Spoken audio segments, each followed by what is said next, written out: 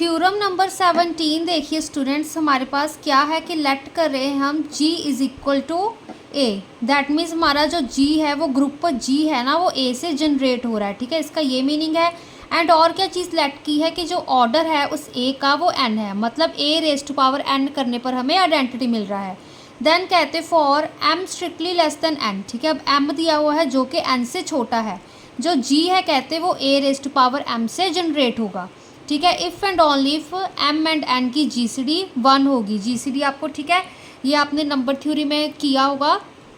तो m and n की GCD है जो हमारे पास कॉमन फैक्टर है, हमारे पास 1 आना चाहिए। इफ़ एंड ओनली इफ जो g है वो a raise to power m से जनरेट हो रहा है। ठीक है, और हम क्या कह सकते हैं कि g हमारा एक साइक्लिक ग्रुप है। g हमारा एक साइक्लिक ग्रुप है जिसका ऑर्डर क्या है हमारे पास n। ठीक है, जनरेटेड बाय ए, उस ए से जनरेट हो रहा है जिसका ऑर्डर n है। ठीक है, then for m strictly less than n, A M क्या है, generator of g if and only if m and n GCD is equal to 1। ठीक है, अब देखो सबसे पहले हम लेट कर लेते हैं कि m एंड n की GCD 1 है। अगर m एंड n की GCD 1 है तो हमारे पास कोई p q इंटीजर्स एग्जिस्ट करेंगे such that M P plus N Q हमारे पास 1 होगा। बेसिकली हमने इसको लीनियर कॉम्बिनेशन की फॉर्म में लिखा है। ठीक है, अगर हमारे पास दो नंबर्स हैं, ठीक है, उनकी GCD है जो ग्रेटेस्ट कॉमन हमारे पास डिवाइज़र आ रहा है, तो वो हमारे पास अगर 1 आ रहा है तो उसको हम लीनियर कॉम्बिनेशन में लिख सकते हैं। ठीक है, तो जैसे अगर आपको इसमें कंफ्यूजन हो रही हो तो देखो, जैसे अगर आप नंबर थ्योरी में देखोगे तो हम कुछ ऐसा रिजल्ट यूज़ करते हैं। अगर एक्स वाई की डिवाइज़र है जो हमारे पास, ठीक है, कॉमन डिवाइज़र, ठीक है, वो d आ रहा है तो M X plus N Y is equal to D हो जाता है हमारे पास। ठीक है, वेयर जो एम एन इंटीजर्स होते हैं। ठीक है, ये हमारे पास एक तरह से रिजल्ट होता है नंबर थ्योरी का, तो वही यूज़ किया है हमने। ठीक है, अब क्या किया हमने, लेट कर लिया कि जो हमारे पास कोई h है वो a रेस्ट पावर m से जनरेट हो रहा है। ठीक है, ये चीज़ हमने लेट की है, इस चीज़ का अब ध्यान रखना। देन कहते for x belong to h we have x is equal to a raised to power m whole raised to power t for some t belongs to z। अब इसके कहने का क्या मतलब है, अगर हमारे पास a raise to power m h के एलिमेंट्स को जनरेट कर रहा है, मान लो h में क्या है हमारे पास, ठीक है, a raise to power m b c, कुछ मतलब एक जनरल एग्जांपल लेके चल रही हूँ। ठीक है, अगर कुछ इस तरह के एलिमेंट्स हैं, ठीक है, एंड क्या कह रहे हैं कि x भी इसमें इसी में से कोई एलिमेंट है। ठीक है, इस h को बिलोंग कर रहा है, तो यहाँ पे मैंने एक x भी ले लिया। ठीक है, अगर x इस h का एलिमेंट है, ठीक है, एंड जो हमारा h है वो a raise to power m से जनरेट हो रहा है, मतलब a रेज टू पावर की m, ठीक है, a रेज टू पावर जो m है उसकी हम कोई और पावर कर रहे हैं, मतलब जैसे कि a raise to power m की पावर मैंने 1 कर दी तो हमारे पास a आ गया, a raise to power m की पावर मैंने 2 कर दी तो हमारे पास c आ गया। ठीक है, वैसे ही हमने एक x लिया। ठीक है, तो वो x है हमारे पास, जब हम a raise to power m की कोई पावर t कर रहे हैं तो हमें वो x मिल रहा है, तो हमें वो इस h का एलिमेंट मिल रहा है। ठीक है, अब देखो यहाँ पे कंफ्यूज नहीं होना, जैसे हमने एक ग्रुप हमने लिया था कि 1 -1 आयोटा माइनस आयोटा। ठीक है, अब यहाँ पर हम क्या कह रहे थे कि जो g है वो आयोटा एंड माइनस आयोटा। ठीक है, इसके दो जनरेटर्स थे ना। ठीक है, हम क्या कह सकते थे कि जब हम आयोटा की पावर 1 कर रहे हैं तो आयोटा आ रहा है, आयोटा की पावर हम 2 कर रहे हैं तो हमारे पास -1 आ रहा है, सॉरी +1, आयोटा की पावर हम क्यूब कर रहे हैं तो हमारे पास क्या आ रहा है, -1, आयोटा की पावर हम 4 कर रहे हैं तो हमारे पास 1 आ रहा है। तो ये हमारे पास आयोटा क्या बन गया था, जनरेटर बन गया था जी का, वो सारे ग्रुप के एलिमेंट्स को जनरेट कर रहा था। ठीक है ना, इसी तरह से अब ये आयोटा की 4 लिखी है, अब इसको मैं आयोटा का square whole raise to power 2, ठीक है, ऐसे लिख सकती हूँ। इसको हम आयोटा की पावर 4 है, इसको मैंने ब्रेक कर दिया 2 × 2। ठीक है, यहाँ पर भी कुछ ऐसा ही हमारे पास सिस्टम है। ठीक है, अगर हमारे पास जो h हमने लेट किया है वो a raise to power m से जनरेट हो रहा है, तो मतलब a रेज टू पावर, एक तरह से यहाँ पे एग्जांपल ले लो। ठीक है, मतलब a raise to power m की हम कोई पावर कर रहे हैं तो हमारे पास h के एलिमेंट्स मिल रहे हैं। ठीक है, तो that means a raise to power m h को जनरेट कर रहा है, उसकी पावर जब हमने t की तो हमें एक x मिल रहा है। ठीक है, वेयर जो हमारा t है वो इंटीजर है। ठीक है, दैट मीन्स अब देखो m × t लिख सकते हैं हम। ठीक है, कोई इसका फ़र्क नहीं पड़ता हमारे पास मल्टीप्लिकेशन में या पावर्स में। ठीक है, तो x is equal to a raise to power m × t। ठीक है, तो दैट मीन्स क्या आ गया अब हमारे पास ए की पावर एम टी करने पर हमें एक्स मिल रहा है, ठीक है। हम ये चीज़ कह सकते हैं अब अगर a raise to power m t करने पर हमें एक्स मिल रहा है एंड ठीक है, दैट मीन्स वो जी का एलिमेंट बन गया, ठीक है। अब जी में कैसे एलिमेंट थे जो ए से जनरेट हो रहे थे, ठीक है, ए से जनरेट हो रहे थे, दैट मीन्स जब हम ए की पावर मान लो एन कर दे तो हमें कोई जी का एलिमेंट, अगर जी में मैं ठीक है 1 2 3 ये लेके चलूँ, अगर ए की पावर एन की तो 1 मिल रहा है, ए की पावर एम की तो मेरे पास 2 मिल रहा है, ठीक है। तो यही है इसकी डेफिनेशन एक तरह से। तो यहाँ पर क्या आ गया हमारे पास, अब ए की पावर क्या बन गई, एम टी, मतलब ए की पावर जब हम होल एम टी कर रहे हैं तो हमें एक एलिमेंट एक्स मिल रहा है, ठीक है। अगर वो एक्स मिल रहा है दैट मीन्स क्या है, वो हमारे पास ग्रुप का एलिमेंट है, ठीक है। दैट्स वाई हमारे पास कहते क्या आ गया, जो एच है ये इसका सब ग्रुप आ गया जी का, ठीक है ना। क्यों, क्योंकि जो हमारे पास सब ग्रुप का जो इस एच का हम एलिमेंट लेके चले थे, ठीक है, जो जनरेटर लेके चले थे वो हमारे पास ग्रुप का ही एलिमेंट आ गया, ठीक है। तो एच हमारा सब ग्रुप हो गया जी का।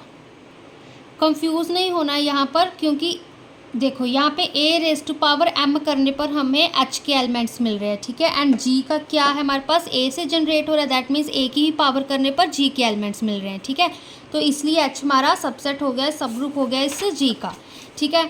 अब देखो अब हमारे पास और क्या है कहते, ठीक है, ऑल्सो हमने लिया ए, अब ए की पावर हम 1 लिख सकते हैं, ठीक है, कोई मैटर नहीं करता, ठीक है। अब 1 की जगह हमने यहाँ पे जी सी डी हमारे पास एम एन की 1 थी ना, तो m P plus N q, ठीक है, हमने ये चीज़ क्या कर दी यहाँ पर पुट कर दी, m P plus N q, ठीक है। अब बेस पर, ठीक, बेस से अलग अलग कर सकते हैं, हमारे पास क्या होता है अगर बेस सेम हो तो हम पावर्स ऐड कर सकते हैं, तो इसी तरह से हमने बेस को अलग कर लिया, यहाँ पे एडिशन का साइन था, तो a raise to power m p आ गया, a raise to power n q, ठीक है। अब a raise to power m p को हमने ब्रैकेट के बाहर रखा पावर में ही, एंड यहाँ पे a raise to power n whole raise to power q कर दिया।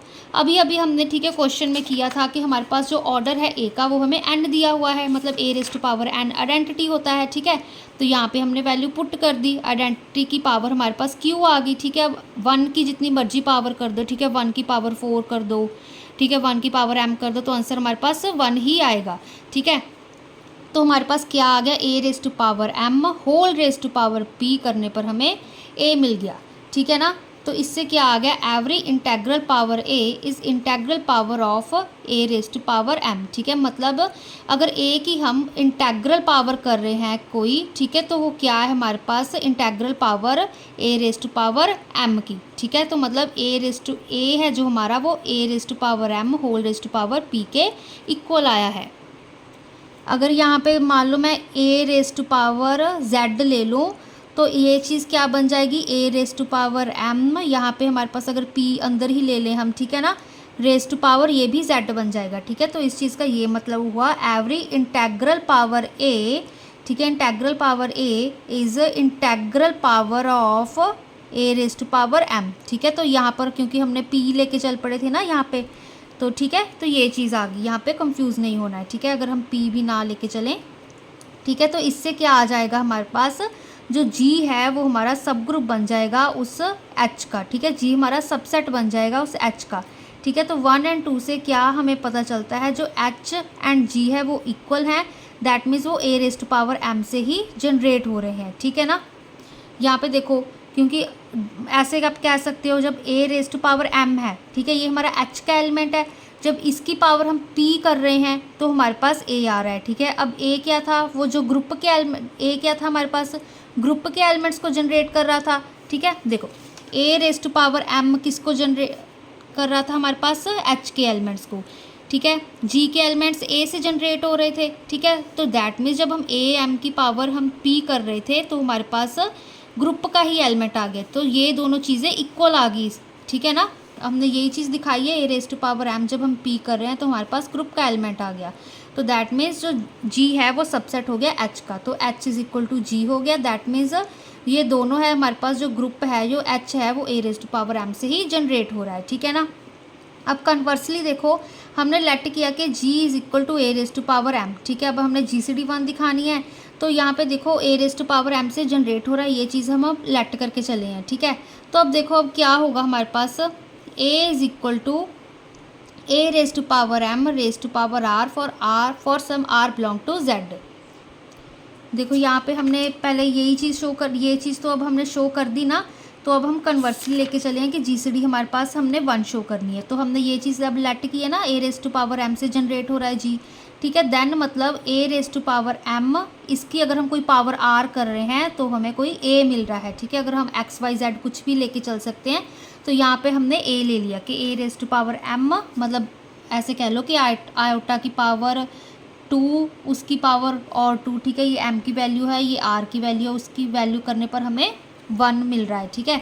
तो वो ग्रुप का ही एलिमेंट आ जाएगा ना बेसिकली, ठीक है। तो ये चीज़ आ रही है for some r belong to z, ठीक है। अब यहाँ पर क्या किया, चाहे a इन्वर्स दोनों तरफ पोस्ट मल्टीप्लाई कर दो, तो a इन्वर्स आइडेंटिटी हो गया, यहाँ पे a⁻mr -1 हो गया, ठीक है। a inverse is equal to a⁻mr थी, a इन्वर्स कर दिया, तो क्या बन गया यहाँ पे, identity is equal to a⁻mr -1, ये चीज़ बन गई। अब ठीक है, अब यहाँ पर देखो स्टूडेंट्स, हमने ना एक थ्योरम भी की थी। अगर हमें क्वेश्चन में अब दिया हो ना कि जो ऑर्डर है a का हमारे पास n ऑलरेडी दिया हो, तो हम, ठीक है, उस ऑर्डर ऑफ a को जो हमने ये अब नया निकाला है, ठीक है, उसके साथ हम डिवाइड कर सकते हैं, ठीक है। ये हमने थ्योरम की थी, उसी का रिजल्ट यूज़ किया है। तो ऑर्डर ऑफ a जो हमारे पास क्वेश्चन में दिया हुआ है, ये ऑर्डर ऑफ a, इसको हमने डिवाइड कर दिया mr -1 के साथ, ठीक है ना। मतलब इस a की पावर के साथ हमने डिवाइड कर दिया, क्यों, क्योंकि a⁻mr -1 करने पर हमें आइडेंटिटी मिल रहा है, ठीक है ना। जब ये चीज़ आ गई, अब ऑर्डर ऑफ a हमारे n के इक्वल था, डिवाइड mr -n, ठीक है। अब ये चीज़ तो आपको पता ही, अगर a b को डिवाइड कर रहा है तो मतलब a को बाहर रखा, b को अंदर। तो सिमिलरली हमारे पास mr -1 को हमने अंदर रखा, n को बाहर रखा। n को जब हम s से मल्टीप्लाई कर रहे हैं, तो हमें n को s से मल्टीप्लाई कर रहे हैं, तो mr -1 मिल रहा है हमें, ठीक है ना। रिमाइंडर यहाँ पे हमारे पास 0 है, ठीक है ना, ठीक है। तो फॉर सम s क्या है हमारा, इंटीजर। अब बस इसको थोड़ा सा सिंप्लीफाई किया है, mr प्लस, ठीक है, n minus of s is equal to 1, ठीक है। अब देखो mr -1 is equal to ns है, तो mr minus of ns is equal to 1 हम ऐसे लिख सकते हैं, ns को लेफ्ट हैंड साइड ले आए, -1 को राइट हैंड साइड, वो प्लस का बन गया। तो mr यहाँ पे प्लस, ठीक है, n ये माइनस का साइन हमने s पे लगा दिया, ठीक है। कोई फ़र्क नहीं ना पड़ता, अगर हम मल्टीप्लाई करें प्लस माइनस, फिर से यही टर्म बन जाएगी, ठीक है ना। तो mr plus n of -s, ये चीज़ आ गई, वो अब 1 के इक्वल आ गया, ठीक है। अब देखो हमारे पास जो GCD है वो 1 आ रही है, लीनियर कॉम्बिनेशन हमारे पास 1 आ रहा है, तो हम लिख सकते हैं GCD of m and n is equal to 1, where जो हमारे पास r एंड -s हैं, ठीक है, जो r है एंड -s हैं वो हमारे पास इंटीजर्स हैं, ठीक है। इंटीजर्स हमारे पास नेगेटिव भी होते हैं, पॉजिटिव होते हैं, 0 होते हैं, तो ये नहीं देखना कि अब यहाँ पे -s है, ठीक है। तो इंटीजर्स हमारे पास 3 तरह के होते हैं, तो ये इसका आंसर आ गया।